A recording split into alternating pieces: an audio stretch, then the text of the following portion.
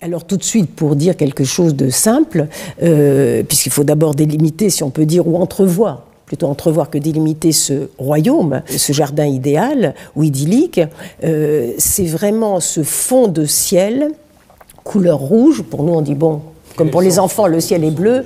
Non, ce rouge profond, c'est vraiment la couleur de l'esprit saint ou de l'esprit d'amour. Voilà. Donc, c'est vraiment un appel à la transmutation de l'être et de la transfiguration de tout.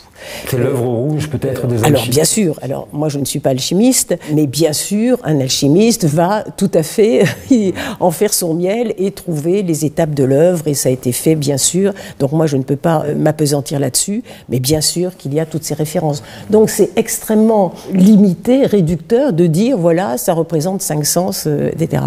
Mais sur cet itinéraire, ce parcours qui est proposé à chacun, que la dame propose, parce que cette dame, elle représente plusieurs choses à la fois, me semble-t-il. Elle est l'âme du pèlerin, le pèlerin en quête. Hein, si on n'est pas simplement visiteur de musée, passant curieux et qui fait un musée comme il fait un badaud, touriste.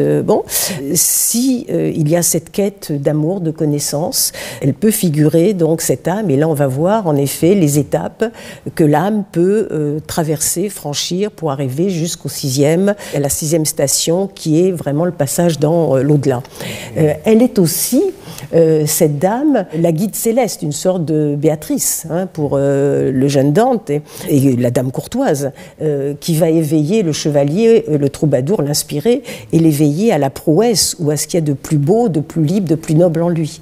Donc elle est ce guide céleste, mais elle paraît à la fois très silencieuse et très mystérieuse. Vous savez, comme tous les êtres importants, elle est proche et lointaine. C'est ça la définition. Elle est insaisissable.